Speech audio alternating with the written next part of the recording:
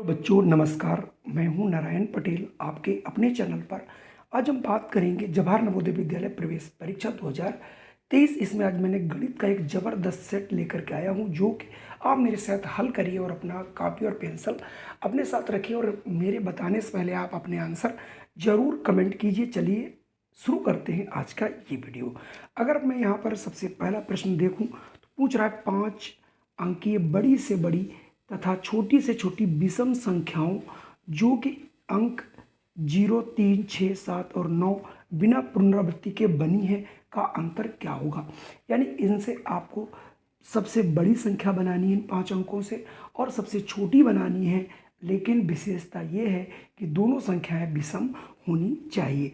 तो देखिए, विषम संख्या में सबसे पहले अगर बड़ी बनानी है तो देखिए सबसे बड़ा अंक पहले 9 है, मैं लिख लूँगा। उससे छोटा 7 है, 7 से छोटा आपका 6 है, 6 से छोटा 3 है। फिर 0 करेंगे तो सम बन जाएगा, तो मैं 0 पहले कर लेता हूँ 3। इसका मतलब ये 5 अंकों की सबसे बड़ी संख्या हमारी बन गई। अगर मैं छोटी विषम संख्या बनाऊँ तो देखिए सबसे छोटा अंक यहाँ पर 3 है, 0 से संख्या स्टार्ट नहीं होती, तो 6, 7 और उधर मैं कर दूंगा 9। ये बन जाएगी हमारी सबसे छोटी संख्या विषम 5 अंकों की। अब हम दोनों का देखिए यहाँ से अंतर निकालेंगे तो ये हमारा आ जाएगा 6 और इधर आ जाएगा आपका ये 7 था, तो यहाँ पर ये 6 और ये यहाँ पर बचेगा 6। तो इसका मतलब 66,924 जो भी ऑप्शन यहाँ पर बी आपका मिल रहा है। ये आपकी विषम संख्या 5 अंकों की सबसे बड़ी और ये सबसे छोटी, और मैंने दोनों का अंतर निकाल दिया है। अगला प्रश्न आपके सामने है कि संख्या 45,405, 45,450, 45,504, 45,449 को घटता क्रम लिखिए। यानी पहले सबसे बड़ी संख्या लिखनी है। तो देखिए सबसे बड़ी संख्या अगर मैं देखूं, देखिए 45, 45, 45 सभी में है। अब देखिए 504 सबसे बड़ी संख्या, इसका मतलब अगर मैं सबसे बड़ी संख्या देखूं तो यहाँ पर 45,504 ये वाली हो गई। इसके बाद 45,000, अब 450 वाली ये देखिए, तो 45,450। उसके बाद देखिए 45,449 ये वाली संख्या हो गई। उसके बाद आ जाएगा 45,405। यहाँ पर देखिए जो ऑप्शन ए है ये आपका यही मिल रहा है। इसके अलावा और कोई संख्या ऐसी नहीं है जो इस क्रम को फॉलो कर रही है। चलिए बढ़ते हैं अगले प्रश्न पर। अगला प्रश्न 435.88 तथा 37 के योग में क्या घटाया जाए कि परिणाम इतना आए 4.08। तो आपको करना सिर्फ इतना है, सबसे पहले हमको इन दोनों को ऐड कर देना है। तो जैसे ही हम देखिए यहाँ पर ऐड कर लेंगे 4, 3, 435, 8 इसमें ऐड करना है 37 बच्चों। जैसे ही आप देखिए ऐड करोगे तो ये आ जाएगा 0.88, 7, 5, 12, 3, 3, 6, 7 और 472.88। अब कह रहा है कि इन दोनों के योग में क्या घटाएं। तो मान लेते हैं 472.88 में से x को घटाया जाए तो ये 4.08 के बराबर हो जाए। इसका ये मतलब हुआ अगर x यहाँ से माइनस इस ओर ले आएंगे तो x बराबर ही आ जाएगा 472.88 माइनस 4.08। आप जैसे इसको देखिए घटाओगे 472.088 और ये आ जाएगा 4.08। आप जैसे इसको घटाओगे देखिए 081 80 हो जाएगा। यहाँ से देखिए 8, 4, 12 और 6 ये 468.08। ये देखिए ऑप्शन आपका डी में आ रहा है। अगला प्रश्न आपसे पूछा जा रहा है 23.0 इंटू 13.2 इंटू 7.5 इंटू 0 इंटू। अब देखिए किसी भी संख्या को जब हम 0 से मल्टीप्लाई कर देते हैं तो सारा उसका मल्टीप्लिकेशन क्या आता है 0। तो यहाँ पर देखिए सभी संख्याएं मल्टीप्लाई में है, गुणे में है, और उसे 0 से मल्टीप्लाई करेंगे तो सारी संख्या क्या हो जाएगी 0। अगर मैं अगले प्रश्न की बात करूं 45 दिए गए चिन्हों में रिक्त स्थान की पूर्ति करिए। अब देखिए मैं इसको यहाँ जोड़ूंगा और 0 से मल्टीप्लाई कर दूंगा तो ये बच्चों 0 हो गया, प्लस ये 10 हो गया, यानी इस ओर का तो 10 है। इधर आप देखिए 27 में 2.88 जोड़ोगे तो ये हो जाएगा 30, और ये देखिए 10 आप और गुना कर दोगे, आगे 0 है तो पढ़ा रहने दीजिए, तो हो जाएगा 10 और इधर हो जाएगा 300। अब 300 बड़ा है कि 10, तो इसका मतलब 300 बड़ा है, तो इसका मतलब ऑप्शन बी वाला यहाँ से आप लगा देंगे। अगर मैं अगले प्रश्न की बात करूं तो पूछ रहा है संख्या 29.4 संख्या 42 का कितना प्रतिशत है। तो जैसा प्रश्न कहे आपको वैसे ही करना है, यानी 42 का कितना प्रतिशत मान लेते हैं, x प्रतिशत कितना आएगा 29.44। कैसे करेंगे, अब आप 42 इंटू यहाँ x कर देंगे, x बटे बच्चों ये 100 हो जाएगा, प्रतिशत को बदल देंगे, ये 29.4 होगा। अब आप इसकी तिर्यक गुणा कर दोगे तो ये आ जाएगा 42x बराबर 29.4 इंटू 100।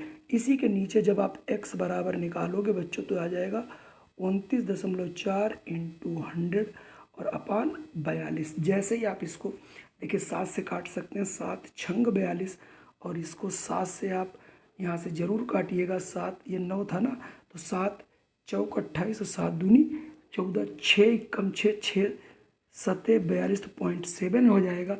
इसका मतलब बराबर 0.7 इंटू 100 गुणा करोगे तो बच्चों आ जाएगा 700। एक के बाद डेसिमल लगाओगे, इसका मतलब ये आ गया 70%, यानी 70% जो है संख्या होगी। इसका मतलब यहाँ से ऑप्शन डी वाला सही है। चलिए बढ़ते हैं नेक्स्ट क्वेश्चन पे।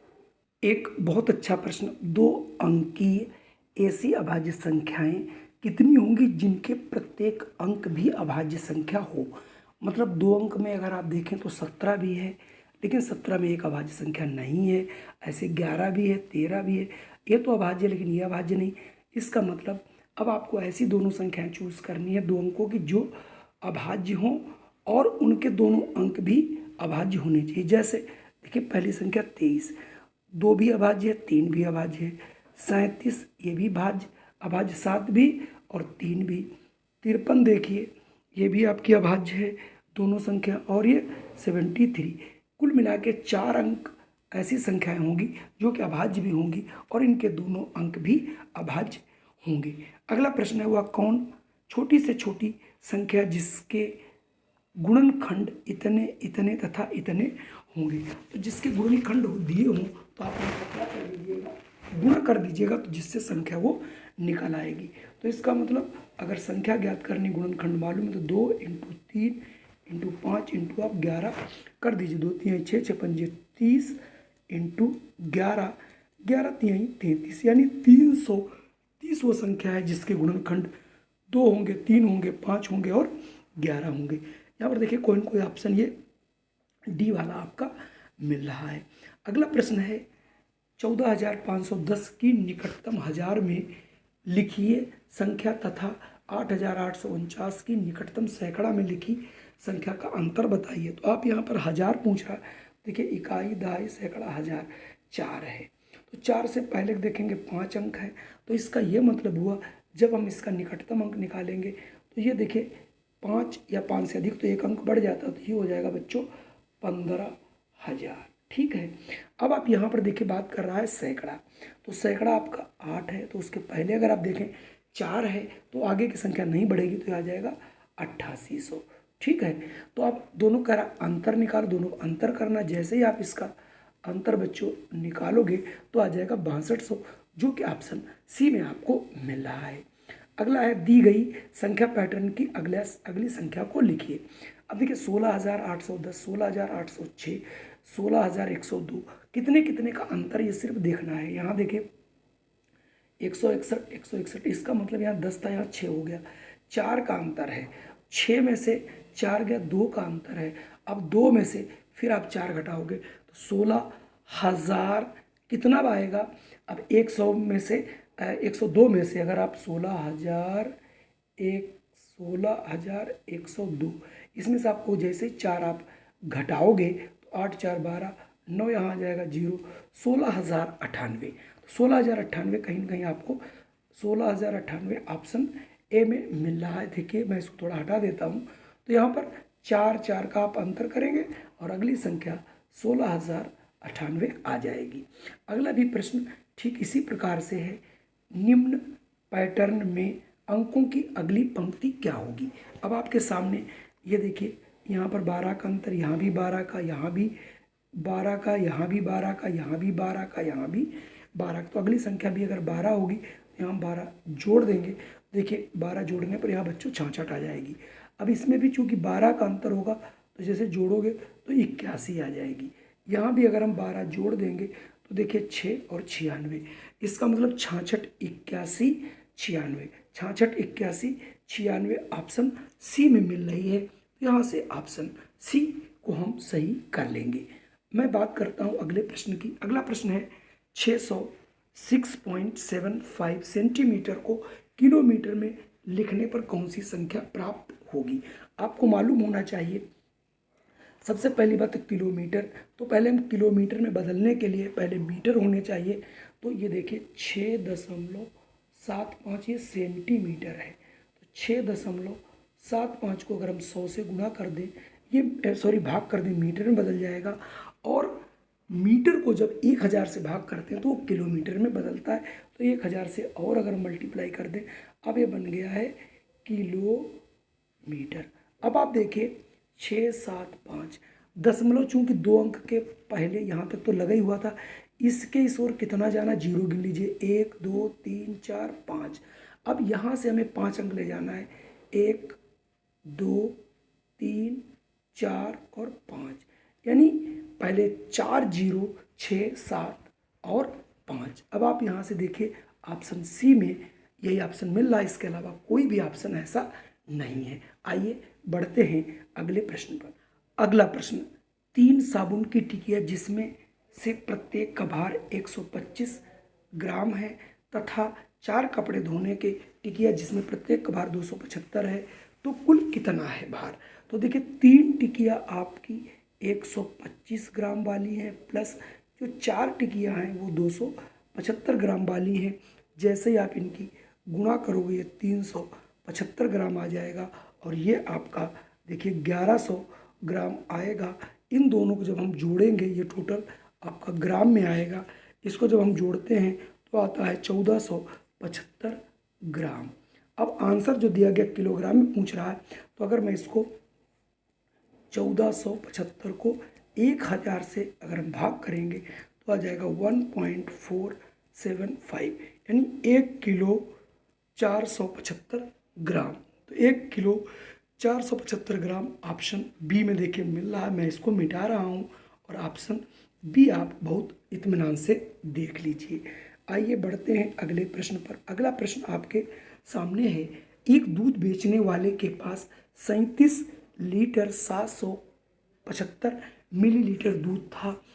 इसमें से उसने 5 लीटर 250 मिलीलीटर एक घर में, 25 लीटर 180 मिलीलीटर दूसरे घर में तथा 4 लीटर 375 मिलीलीटर तीसरे घर में शेष दूध को अपने पास रख लिया। अपने पास उसमें कितने दूध की मात्रा है। तो तीनों जगह का दूध हम एक जगह जोड़ लेंगे और उसके बाद हम घटा लेंगे। तो देखिए हम यहाँ से दूध ले लेते हैं। कैसे, एक तरफ मैं लीटर लिख दूंगा और एक तरफ मिली लीटर।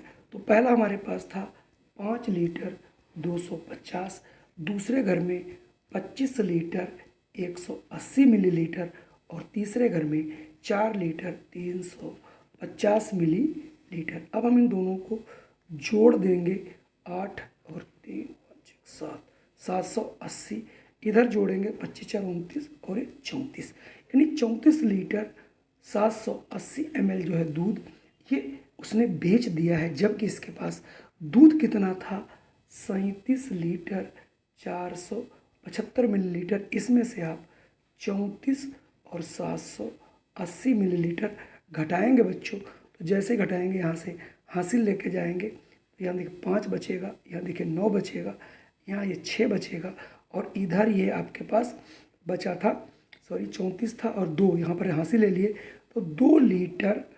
695 मिलीलीटर दूध बचेगा। ये ऑप्शन में कहीं ना कहीं ज़रूर आपका मिल रहा, देखिए ऑप्शन ए में मिल रहा है, जिसे आप बहुत आसानी से देख सकते हैं। चलिए अगले प्रश्न की बात करता हूँ। 55 नंबर पे जो प्रश्न है उसमें आपसे पूछा जा रहा है, जोसेफ 3 चित्रों को फ्रेम करना चाहता है, प्रत्येक चित्र की लंबाई 3.5 मीटर तथा चौड़ाई 2.5 मीटर है। फ्रेम में कुल कितनी लकड़ी की आवश्यकता होगी। अब आप लकड़ी की अगर आवश्यकता निकालेंगे तो सबसे पहले हम इसका परिमाप निकाल लेंगे, यानी फ्रेम का। एक फ्रेम देखिए हमारे पास ऐसा है 3.5 और 2.5 मीटर वाला। तो इसका हम पहले परिमाप निकालेंगे एक फ्रेम के लिए।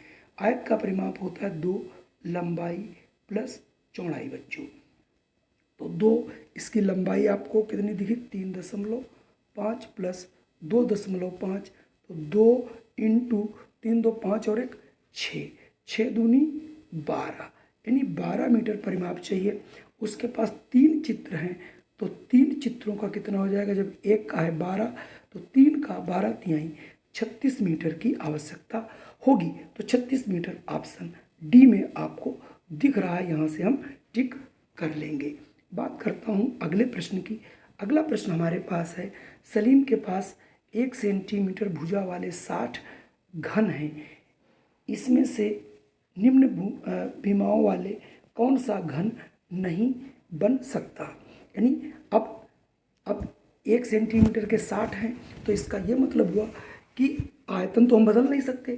तो पहले मैं देखता हूँ सभी का, जिसका आयतन 60 होगा वो सही है, जिसका आयतन 60 नहीं होगा वो इससे नहीं बनाया जा सकता। तो देखिए घन का आयतन होता है लंबाई गुणित चौड़ाई गुणित ऊंचाई बच्चों। तो पहले हम देखिए 5 × 4 × 3, तो 20 तिहाई 4 पंजे 20, 20 तिहाई 60, ये तो बन सकता है। अगला देखिए 2 × 3 × 10, ये दूसरे वाली बात कर रहा हूँ, 2 तिहाई 6 दाम 60, ये भी बन सकता है, ये भी बन सकता है। अगले ऑप्शन 2 अगले प्रश्न पर हैं, तो आइए देखते हैं किसमें 60 घन सेंटीमीटर नहीं बनता। अगले हम देखिए 4, तो इसका 4 × 4 × 4, 4 चक्कू 16 चक्कू 64, ये देखिए नहीं बन रहा है। आखिरकार डी वाले को भी आइए चेक करके मैं देख लेता हूँ। 6 पंचे 30 दूनी 60, यानी सी वाला ऐसा है जो जिसका आयतन 60 घन सेंटीमीटर नहीं है, जिसे हम बना नहीं सकते। देखा अंतिम पंक्ति में सही संख्या है। 1 को 1 से गुणा करते हैं तो 1 आता है, 11 को 11 से गुणा करते हैं तो 1 2 1 आता है, 11 11 101, 11 को 111 से करते हैं तो 1 2 3 2 1 आता है। इसी पैटर्न का फॉलो करें, आपने देखा होगा यहाँ पर देखिए 4 हैं, तो इसने 1 2 3 4 लिखा, तो यहाँ 5 है तो हम लिख देंगे 1 2 3 4 5।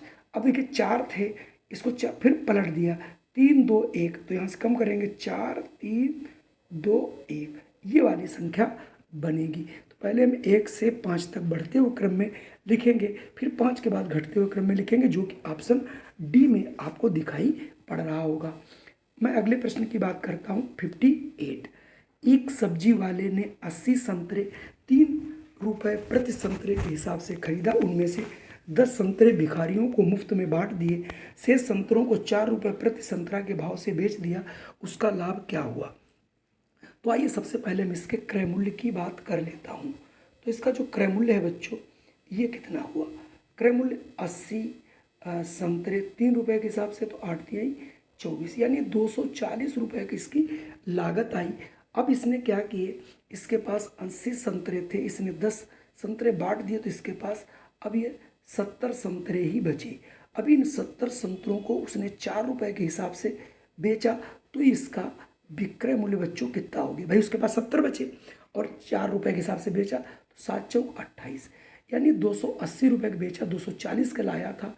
तो यहाँ से लाभ आप बहुत आसानी से निकाल सकते हैं, विक्रय मूल्य माइनस क्रय मूल्य। तो ये देखिए आपका कितना आ गया, 60 रुपये आ गया। कितना आ गया, सॉरी 40 आया है। तो 40 रुपये कितने पर लाभ है, तो इसका लाभ प्रतिशत क्या होगा। लाभ प्रतिशत के लिए लाभ इंटू 100/100, लाभ है इसका 40 इंटू 100 अपान कितने में, 240 में। अब आप 1 जीरो यहाँ से हटाइए, 1 जीरो यहाँ से हटाइए, 4 एकम 4 4 छंग 24, फिर ये देखिए 2 से कट रहा है, 2 तिहाई 6 और ये 50, यानी 50/3%। अगर इसको भाग करना है आपको तो कैसे करेंगे, 3 एकम 3 करेंगे, 2 तिछाक 18, 2 बचेगा, 16 सही 2/3%, 16 सही 2/3% का लाभ होगा, जो कि ऑप्शन बी में बताया गया। अगला प्रश्न है, एक कॉलोनी में विभिन्न भाषाओं को बोलने वाले परिवारों की संख्या इस प्रकार है। हिंदी 500, ये हमने लिख लिया है। तमिल 450 मैंने लिख लिया है। बंगाली 250 मैंने लिख लिया है। और मलयालम 150 और 250 ऐसे परिवार हैं जो अन्य भाषाएं बोलते हैं, ये लिख लिया। तो पूछ रहा है कि टोटल कितने व्यक्ति हैं उस कॉलोनी में, तो हम जब इनको जोड़े तो आपका आएगा 1600। तो यहाँ से ऑप्शन बी वाला बिल्कुल सही होगा। अगर मैं अगले प्रश्न की बात करूँ, निम्न आरेख की सहायता से बताइए कि विद्यार्थी ने सब विषयों में कुल कितने अंक प्राप्त किए। अब आप यहाँ पर सभी आपको विषयों को देखना होगा और उन विषयों में सबके अलग अलग नंबर आपको निकालने रहेंगे। अगर आप हिंदी भाषा की यहाँ से बात करें तो देखिए, हिंदी भाषा और अंग्रेजी दोनों में ये 15-15 अंक पा रहा है, तो 15 यहाँ लिख लेंगे। इनके बाद जब मैं ऊपर बढ़ता हूँ तो विज्ञान में ये 20 अंक पाता है। और उसके बाद जब मैं पढ़ता हूँ विज्ञान के बाद, अगर आप सामाजिक विज्ञान था, और विज्ञान में ये 25 नंबर पाता है। और उसके बाद देखिए गणित है, और गणित में ये 30 नंबर देखिए पा रहा है। अब इन सब में कुल कितने नंबर हुए, सबको जोड़ देंगे। 5 3 15, 3 2 5 2 7 2 9 और 1 10, यानी कुल मिला के ये 105 नंबर सभी विषयों में पा रहा है। कुल मिला के आज के ये हमारे थे 20 प्रश्न। निश्चित तौर पे ये प्रश्न जरूर पसंद आए होंगे। अगर पसंद आए हैं तो आप इस वीडियो को कर दीजिए लाइक, और अगर चैनल पे पहली बार आए हैं तो इसे कर दीजिए सब्सक्राइब। जय हिंद, वंदे मातरम। फिर मिलता हूँ एक नई वीडियो के साथ।